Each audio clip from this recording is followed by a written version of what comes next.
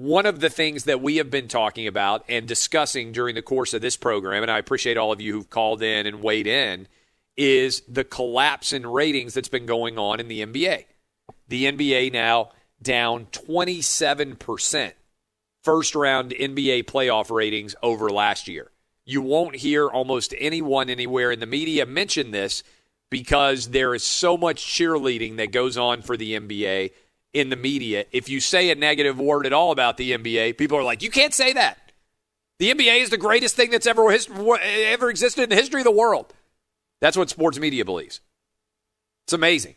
The sports media that covers the NBA, they never point out any of the flaws, any of the disasters, or the fact that the ratings are down now 40% in the past 2 years. But the general public, I believe there is wisdom in masses, and they see through it. They see through all of the propaganda that is being spewed about how amazing the NBA is, and they say, hey, you know what? I don't really think it makes sense to put Black Lives Matter on the basketball court. And I don't really like every single person affiliated with the NBA taking a knee for the national anthem. And, truth be told, I don't think it makes sense to put social justice warrior slogans on the back of your jersey when you're taking billions of dollars from China and refusing to say a word about the fact that they have concentration camps, lack of basic human rights, that they're invading and taking over all of democracy in Hong Kong. And you bend the knee to China, but you will criticize America to the nth degree. I think a lot of people see that, and they say, I don't know necessarily that makes sense. And so one of the reasons why I think this show has 1 million more listeners in August than we had in July is because what we are saying is important.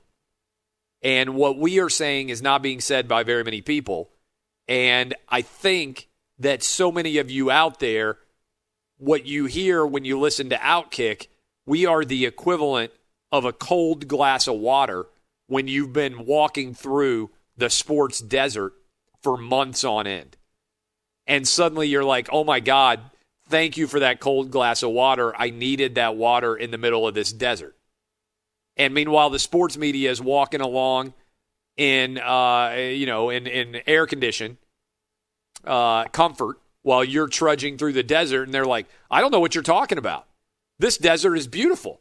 Look at how great these trees are. Look at how beautiful all this landscape is. And you're like, man, I'm walking around in a desert here. I don't really feel like I'm being respected very much as a sports fan. And the sports media is like, oh, that's so arrogant of you. Do you think these athletes just exist to entertain you? I mean, that's kind of the business that they're in. We were like, oh, do you just expect for athletes to entertain you? Kinda. Yeah, I do. I mean, that's why we pay them. Nobody's ever like, oh, do you just expect that performer to show up and sing on the stage for you? Yeah, I do. That's why I bought a ticket to the concert. Did you just think you were going to show up and Justin Timberlake was going to sing all of his best songs for you? Yeah, that's why I bought the ticket. Did you just think you were going to show up in that comedy club and your favorite comedian was going to make you laugh? Yeah, that's why I bought the ticket to the comedy club, because I was hoping, that he was going to make me laugh. Do you expect to show up at a sporting event and have an athlete just play the sport for your entertainment? Yeah, that's why I'm watching. It's so funny to me that the sports media has gotten so bent out of shape about the idea that sports fans are like, hey, I kind of just like to watch the game. Like if I go to a comedy club and I walk into a comedy club and when I get there, I get a symposium on whether or not there's global warming, I'm going to be like, I'm not really a global warming guy, but I really just came here to get a joke. If I go in, I went and saw Tenet on Wednesday. Pretty entertaining movie. Watched it in the IMAX. Movie theaters are open down here. Third straight week I've been to the movie theaters. If I sat down in Tenet, and I'm like, man, I can't wait to watch this mind-bending, incredibly difficult to follow narrative structure from Christopher Nolan, who's one of the great geniuses of film in modern American life.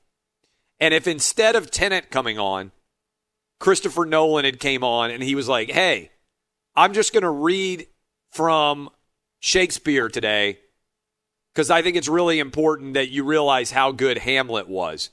So before we show you the movie, I'm going to read from Hamlet for 20 minutes. And I hope you'll just understand that I'm more than a filmmaker.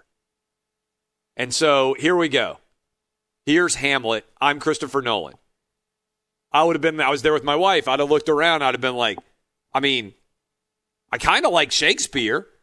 Been a long time. I went and saw a Shakespeare play when I was in London. I read it back in high school. But I really just want to watch things blow up and get my mind bent from Tenet from Christopher Nolan. I don't really want Christopher Nolan to read Shakespeare to me or tell me what he thinks about the criminal justice system or anything else. My point is, people like sports because it's entertainment.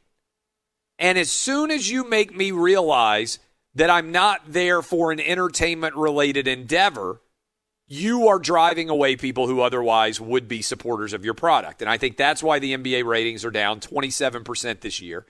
I think that's why they're down 40% over the last 2 years. And I think if I'm a Houston Rockets fan and my team's playing against LeBron James and the Lakers tonight, you are not going to get a single call this entire series. Rockets fans, I know it's hard to believe because James Harden gets every call on the planet. The NBA is so desperate for LeBron James to win that anything that comes down to a borderline call, the tie goes to the ratings. And the NBA is desperate for LeBron James to be in the NBA Finals because they are going to be competing against the NFL. They're going to be competing against college football.